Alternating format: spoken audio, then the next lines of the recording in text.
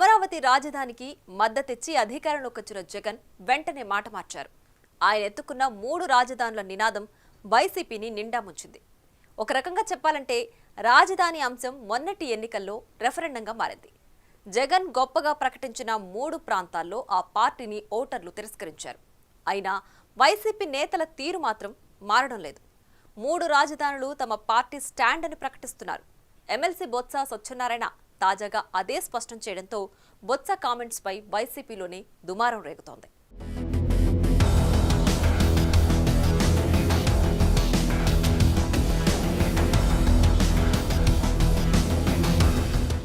ఎన్నికల్లో దారుణ ఓటమి ఎదురైన వైసీపీ తీరులో మాత్రం మార్పు రావటం లేదు. ఈ ఎన్నికల్లో 175 స్థానాల్లో విజయం సాధిస్తామని వైసీపీ ధీమా వ్యక్తం చేసింది. సంక్షేమంతో పాటు అభివృద్ధి చేశామని, ప్రజలు ఆశీర్వదిస్తారని చాలా ఆశలు పెట్టుకుంది. కానీ వైసీపీ ఒకటి తలిస్తే ప్రజలు మరోలా తీర్పిచ్చారు. దారుణ పరాజయం అంటే ఎలా ఉంటుందో చూపించారు. జగన్ 3 రాజధానులంటూ హడావిడి చేసినా ఆయా ప్రాంతాల వాసులు ఆదరించలేదు.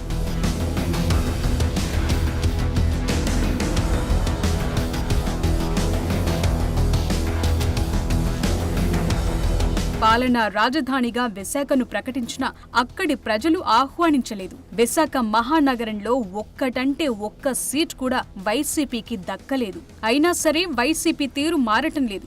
3 రాజధానులకు వ్యతిరేకంగా ప్రజలు స్పష్టమైన తీర్పు ఇచ్చినా ఇంకా అదే పల్లవి ఆలపిస్తున్నారు. తాజాగా విశాఖ స్థానిక సంస్థల ఎమ్మెల్సీగా సీనియర్ నేత బొత్స సత్యనారాయణ ఏకగ్రీవంగా ఎన్నికయ్యారు. శాసన మండలిలో పదవి ప్రమాణ స్వీకారం చేశారు. ఈ సందర్భంగా మీడియా వారు అడిగిన ప్రశ్నకు 3 రాజధానుల అంశంపై మరోసారి మాట్లాడారు. ఇప్పటికీ వైసీపీ స్టాండ్ అదేనని స్పష్టం చేశారు.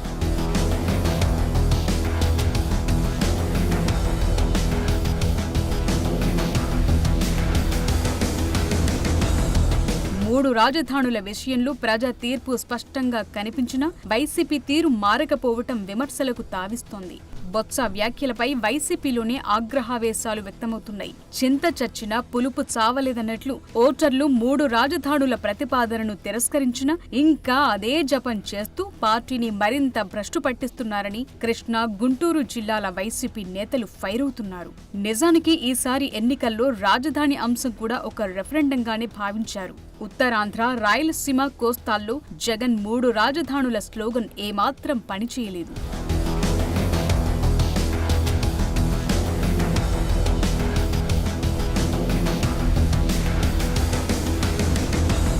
అధికారంలోకొచ్చిన కూటమి ప్రభుత్వం అమరావతికి ఈ 5 ఏళ్లలో ఒక రూపు తీసుకురావాలని చూస్తోంది. ఇలాంటి కీలకమైన సందర్భంలో వైసీపీ ఎంతో ముఖ్యమైన రాజధాని విషయంలో తన నిర్ణయమేంటో స్పష్టం చేయాలన్న డిమాండ్ వినిపిస్తోంది.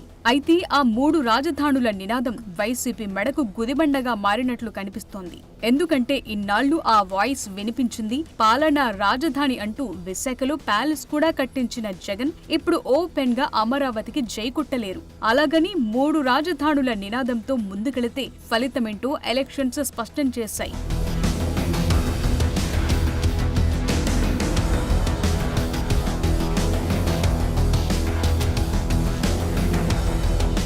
మూడు రాజధానుల ప్రకటన చేసి విశాఖను ఎగ్జిక్యూటివ్ క్యాపిటల్ అన్నా కూడా ఉత్తరాంధ్ర పట్టభద్రుల ఎమ్మెల్సీ ఎన్నికల్లో వైసీపీకి ఎదురు దెబ్బే తగిలింది. అంటే అప్పటికే విశాఖ రాజధానిపై ప్రజల్లో ఆసక్తి లేదని స్పష్టమైంది. ఇప్పుడు కూటమి ప్రభుత్వం అమరావతి నిర్మాణంపై స్పీడ్ పెంచుతోంది. అమరావతి, పోలవరం ప్రాజెక్టు పూర్తి టార్గెట్ గా పెట్టుకున్నారు ముఖ్యమంత్రి చంద్రబాబు. అటు కేంద్ర ప్రభుత్వం సైతం సహకరించేందుకు ముందుకొస్తోంది. కీలకమైన మౌలిక వసతుల కల్పనకు అమరావతిలో ప్రాధాన్యత ఇస్తోంది. రోడ్డు, రైల్వే లైన్లకు సంబంధించి కీలక ప్రాజెక్టులను మంజూరు చేసింది.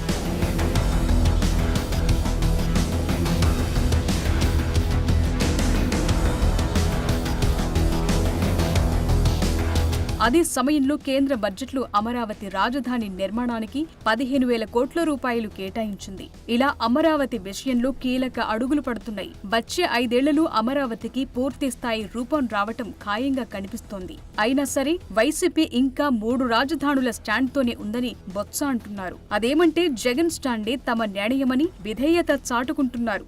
మరి తన మెదడుకు చుట్టుకున్న 3 రాజధానుల గుదిబండను జగన్ ఎలా దించుకుంటారో చూడాలి.